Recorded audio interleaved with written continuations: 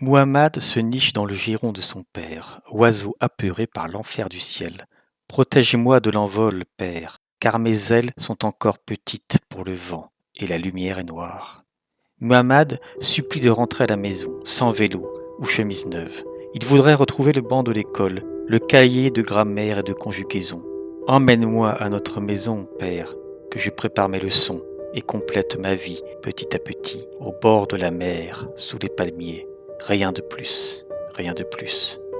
Muhammad affronte une armée sans pierre ou éclat de planète. Il n'a pas fait attention au mur pour écrire « Ma liberté ne mourra pas ». Il ne possède encore ni liberté pour la défendre, ni horizon pour la colombe de Picasso. Il n'a pas fini de naître dans un nom qui lui fait porter la malédiction du nom. Combien encore naîtra-t-il de lui-même, enfant privé d'un pays, d'un temps pour l'enfance? Où rêvera-t-il si le rêve lui venait, quand la terre est plaie et temple?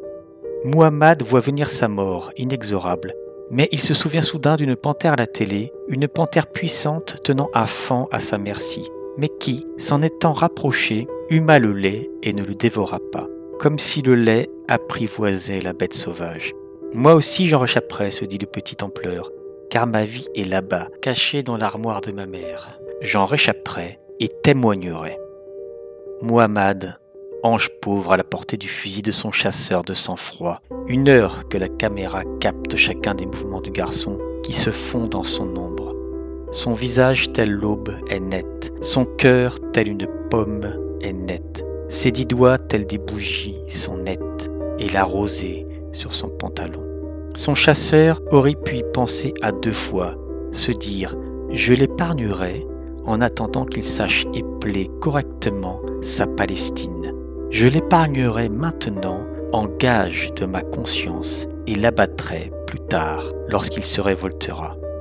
Muhammad, sang superflu, inutile au prophète, monte donc vers le jujubier céleste, ô Muhammad. À supposer que nous soyons tombés, l'ennemi et moi, tombés des airs dans un trou. Que se passerait-il? Scénario prêt à jouer. Nous commencerions par miser sur la chance. Les sauveteurs pourraient nous retrouver, nous dérouler la corde de survie. Ils diraient « moi d'abord », je dirais « moi d'abord ». Ils m'insulteraient, je l'insulterais, inutilement, la corde n'est pas encore là. Il est dit dans le scénario que je me chuchoterai. C'est ce qui s'appelle l'égoïsme de l'optimisme, sans me demander ce que se dit mon ennemi. Lui et moi sommes pris dans les mêmes raies, partenaires du jeu des suppositions. Nous attendons la corde de survie, pour repartir chacun de son côté, du bord du trou-gouffre, vers ce qui nous reste de vie et de guerre, si nous parvenons à en sortir.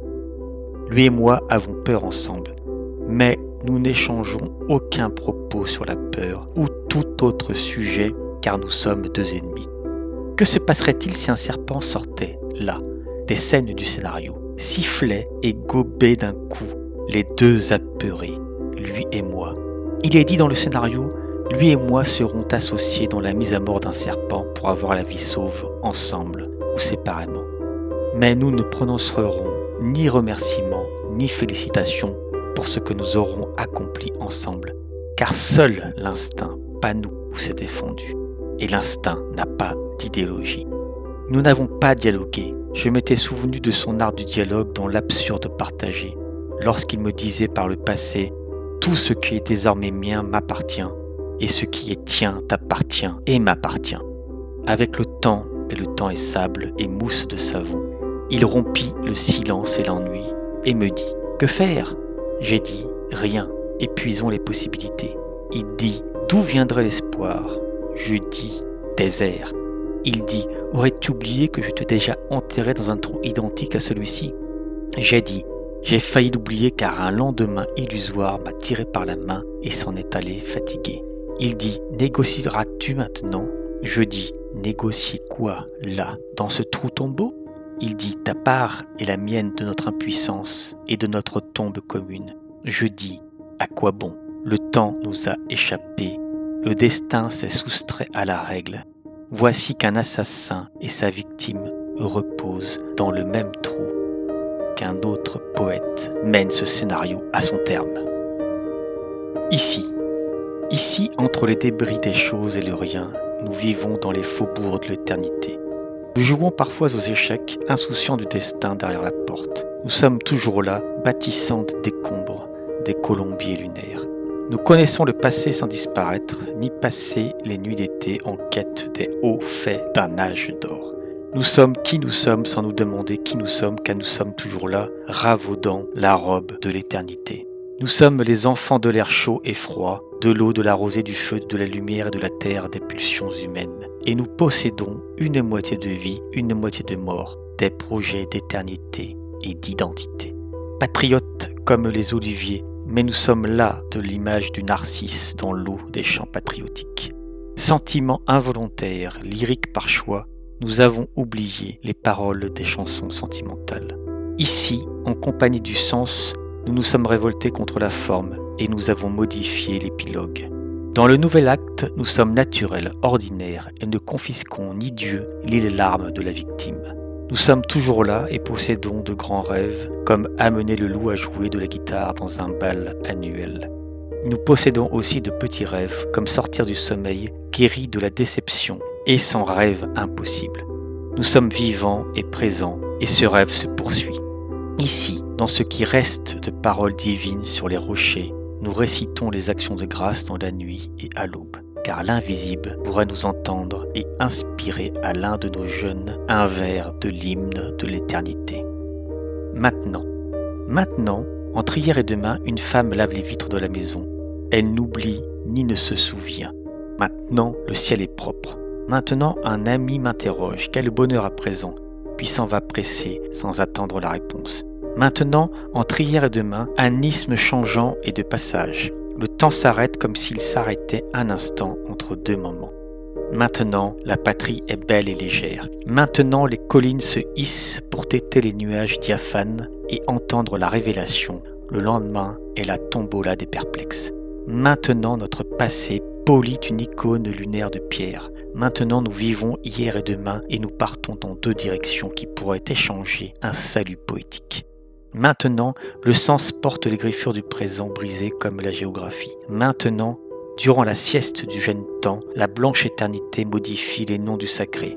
Pas de prophète sur la route littorale. Maintenant, un poète naît en nous qui pourrait choisir une mère pour se connaître lui-même. Maintenant, un présent pointe de la fleur du grenadier. Maintenant, l'espace appartient à l'hirondelle, exclusivement. Maintenant, tu es 2, 3, 20, 1000. Comment sauras-tu qui tu es dans ta cohue? Maintenant tu étais, maintenant tu seras. Sache qui tu seras pour être. Ici et maintenant.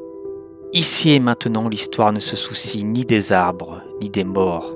Aux arbres de s'élever, de ne pas se ressembler en majesté et en taille. Aux morts, ici et maintenant, de retranscrire leur nom, de savoir comment mourir chacun.